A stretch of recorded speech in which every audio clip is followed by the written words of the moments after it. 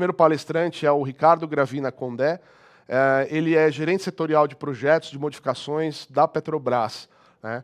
O Ricardo Gravina é formado em engenharia de produção pela Universidade Federal de Juiz de Fora, possui MBA em empreendedorismo pela PUC do Rio Grande do Sul, pós-graduação em ciências de dados pela PUC do Rio de Janeiro, pós-graduação em gestão na Fundação Dom Cabral. Desde que entrou para o time da Petrobras, atua com inovação, tecnologia e métodos ágeis, sendo hoje gerente setorial responsável pela carteira de projetos de modificações e pelo processo de manufatura aditiva da Unidade Operacional do Espírito Santo. Gravina, novamente, obrigado por sua presença e a palavra é sua. Vitor, eu que agradeço o convite, tá um prazer aqui estar falando, né, desse tema que está cada vez mais em voga aqui no Brasil. A gente tem muito ainda que evoluir, né? Isso também é um dos motivadores assim que me inspira de estar nesse ramo, é uma coisa que na indústria que eu trabalho aqui no Brasil a gente ainda está engatinhando, mas a gente vê que lá fora, né, já tem muita experiência. Então eu vou projetar aqui uma apresentação que eu vou usar como guia. Me confirmem se também estão vendo.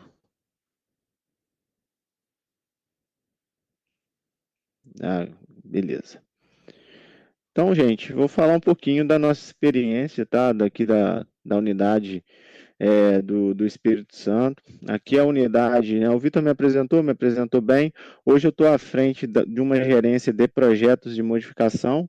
Então, é uma gerência que faz os projetos de engenharia para as nossas plataformas aqui da unidade. Então, são 10 unidades próprias que a gente tem.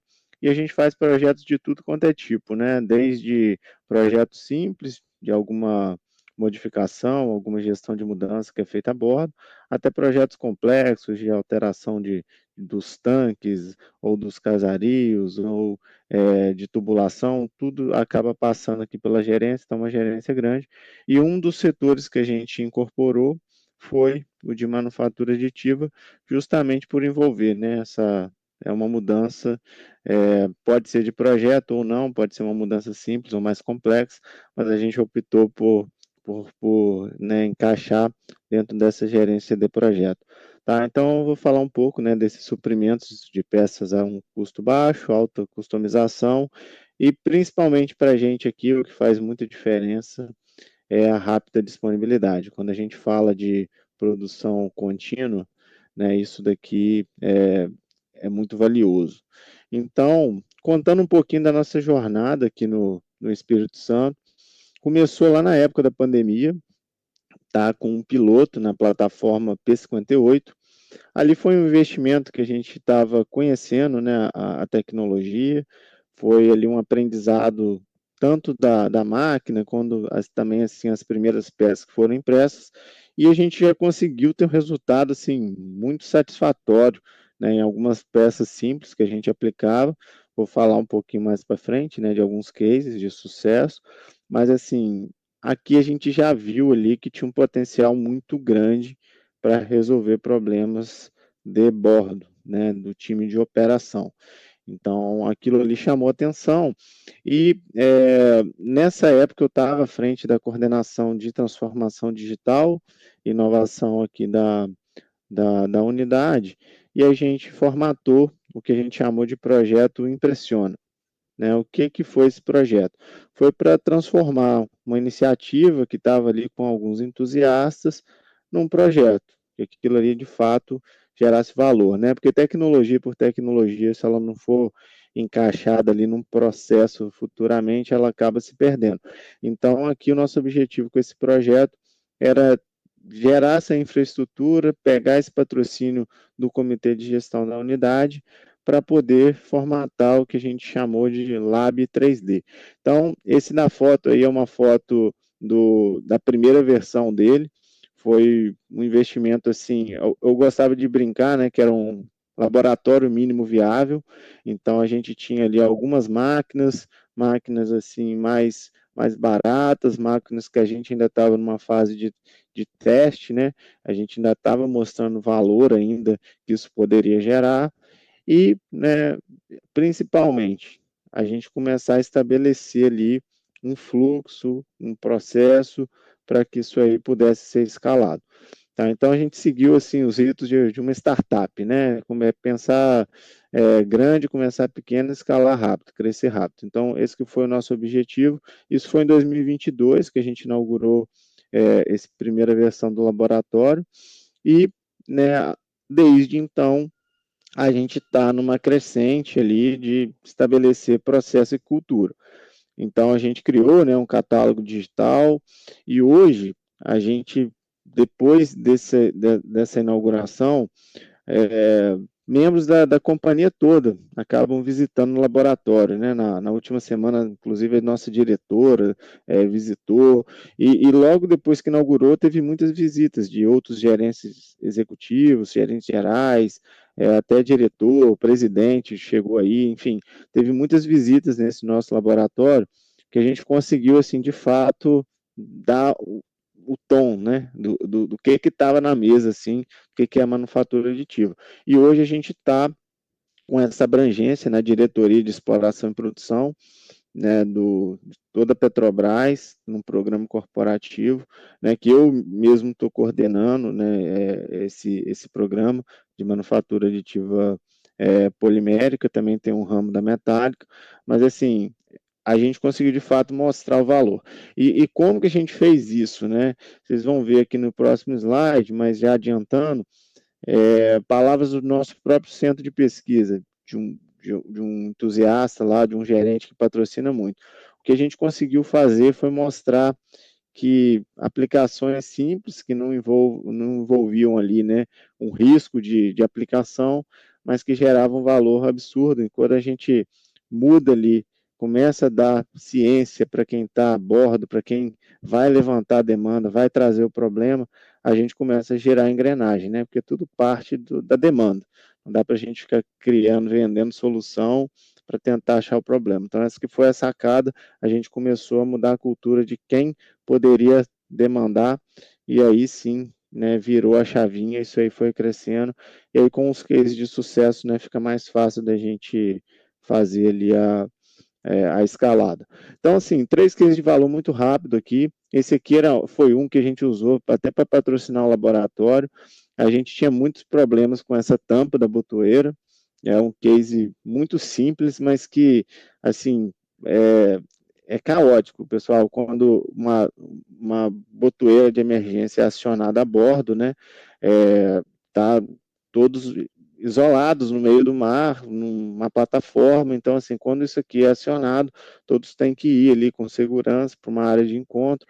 Então, isso aqui, obviamente, é acionado quando tem alguma demanda. Mas, quando fica sem a tampa, pode ter algum esbarrão, alguma coisa que causa ali momentâneo, até descobrir que foi um esbarrão ali acidental, e até por isso a Marinha, outros órgãos não permitem, né?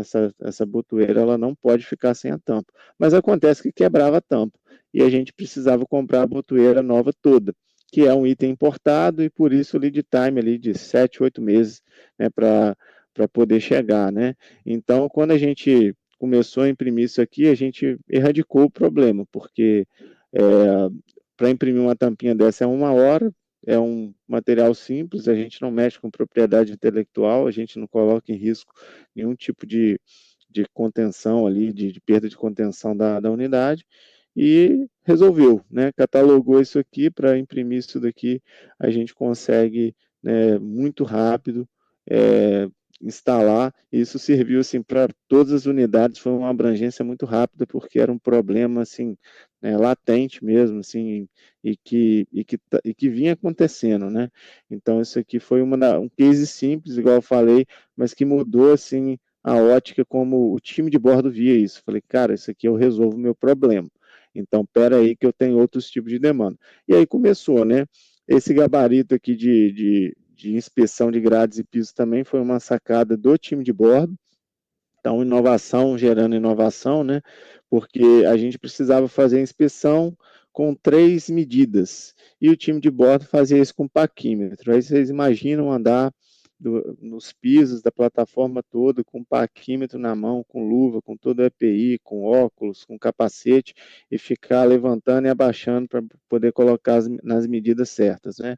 Então, alguém teve uma ideia de fazer esse gabarito aqui, que a depender da área era 7,5, a depender da área era 3, a depender era 1,2, mas assim, com o gabaritinho ali, ele já conseguia checar, né, se tinha alguma coisa destoante, né, e chamar a atenção ali para uma inspeção que a gente chama de nível 2, que aí é mais detalhada para pegar grau de corrosão e tudo mais, mas assim, essa aqui já ajudou muito, né, ficou 3 vezes mais produtivo e veio também, de novo, bordo gerando a demanda. A gente aqui de terra do laboratório jamais pensaria nisso, né, isso aí tem que vir de quem está de fato ali com o problema na mão.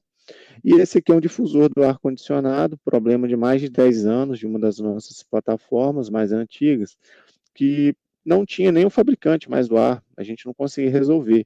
E aí dá-lhe travesseiro, macacão, qualquer coisa para tampar ali o ar, né, quando ficava muito gelado.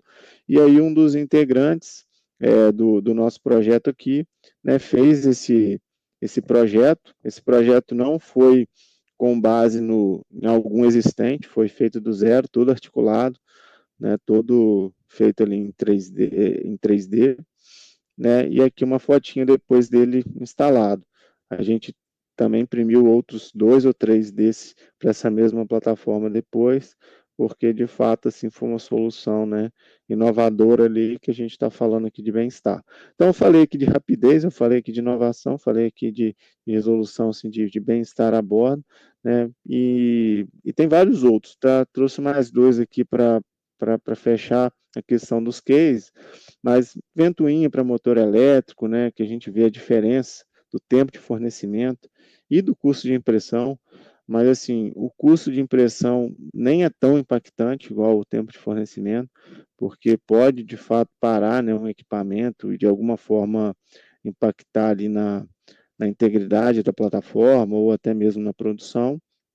E esse caso aqui é muito interessante, né? Esse caso aqui tinha uma auditoria acontecendo a bordo e auditoria de órgão externo e que tinha pegado que o suporte, né, da baleeira, que é aquele bote salva-vidas assim, né, de emergência, estava inadequado. Então a Petrobras ia ser multada, notificada, ia ter um prazo ali para responder, ou já ia receber a multa, não sei bem como que ia ser, mas ia ser notificada. E ninguém gosta, né, de sair de uma auditoria devendo.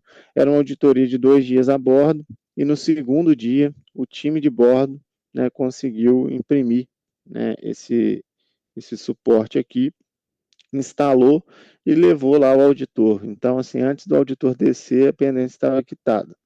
E aí, né, o auditor até brincou, mas por que vocês não resolveram, né, isso antes, né? Vocês resolveram de um dia para o outro, com um projeto específico aqui do que precisava e como que isso não tinha sido feito antes, né? Mas, assim, a necessidade ali do momento gerou essa mobilização do time, que é isso mesmo que vocês entenderam. Eles abordam, eles projetaram e imprimiram, tá? Que é um dos casos aqui que eu vou falar agora. Então, isso aqui evitou uma não conformidade pela classificadora, que, assim, no mínimo ia gerar uma multa ali, ou uma pendência, né? E, assim, de forma, literalmente, da noite para o dia, o pessoal conseguiu resolver. Então, esse aqui é o fluxo simplificado do nosso modelo de negócio aqui, de impressão 3D na Petrobras. A gente tem uma particularidade que outras indústrias não têm. A gente fica no meio do mar, né? E isso é um problema de logística muito grande. Até se a gente tiver a peça para levar isso, eu tenho que levar pra um, pra um aeroporto, para onde parte ali um helicóptero e levar para bordo. É o jeito que dá para chegar. Então, assim, impressão 3D a gente mapeou da seguinte forma, tá? Que a demanda nasce e cresce e termina a bordo. Então, a identificação da demanda é feita a bordo. O pessoal tem o nosso catálogo digital para eles consultarem quais peças ali estão catalogadas, estão homologadas. Se tiver disponível, eles conseguem imprimir a bordo, tá? Então, hoje, essas 10 plataformas que a gente tem, né, 9 são habitadas, e todas as 9 habitadas têm impressoras a bordo. Por quê? Por causa do ganho logístico que a gente consegue ter, né, com eles imprimindo peças simples a bordo. Ah, se for grande quantidade, for uma peça mais complexa e tudo mais, aí beleza, a gente usa aqui o nosso laboratório. Mas, né, em alguns casos, a gente consegue sim que eles imprimam a bordo. Se não tiver, eles cadastram para um novo projeto para o laboratório fazer triagem. Essa triagem é basicamente o seguinte, né? Para a gente brecar coisas que não pode ser feito também. Falar não é importante, porque tem coisas ali que podem, de fato, colocar em risco ali a integridade do equipamento, das pessoas, né? Ou ter algum que ali de propriedade intelectual. Então, nessa faina a gente ainda não está focando, mas, né, a grande parte das nossas demandas a gente consegue sim atuar, né, e aí a gente providencia o modelo, faz o teste, né, nesse ramo a gente sabe que tem muito erro e acerto, né, por isso o nome de laboratório, a gente precisa de fato ali testar, ver ali algumas questões de geometria, de material, de tudo, então isso aí a gente vai construindo aqui no laboratório, homologa o item, né, para que ele seja aplicado. Então, por isso que eu falei, termina sempre com a aplicação da peça. E é uma coisa que a gente conseguiu aqui na nossa unidade, né, que isso aqui realmente virasse uma ferramenta ali, um instrumento, uma tecnologia para resolver problema da operação, tá, do time de bordo.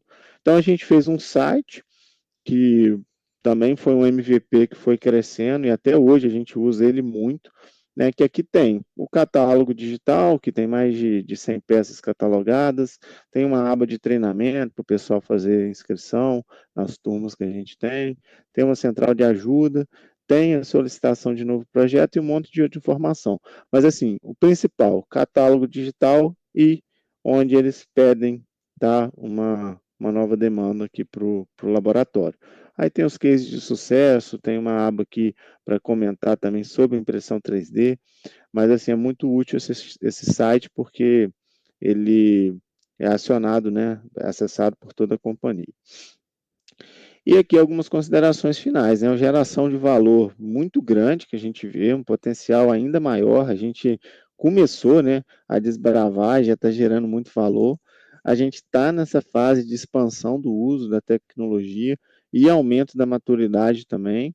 Então, um grupo aí dos laboratórios, né? Hoje a gente tem laboratório nas 6 unidades operacionais de produção, no Amazonas, na Bahia, em Santos, Macaé, no Rio e aqui no Espírito Santo. Então, assim, a gente tem essa abrangência, né? Já está acontecendo e a gente está avançando na maturidade também. Então, a parte metálica, a gente já começou também a estudar mais a fundo, junto com o nosso centro de pesquisa. A gente teve um treinamento com a ADNV, a classificadora, na semana passada, 20 pessoas dessas unidades, enfim. A gente está expandindo tanto o uso quanto a maturidade, né? Que eu entendo que a gente está numa maturidade intermediária ainda, apesar de eu entender que o nosso processo está redondinho, que a gente está assim, rodando muito bem, a gente pode e vai evoluir, né, para questões de engenharia mais pesada mesmo. E aqui a gente ainda está nesse foco, né, foco das pessoas.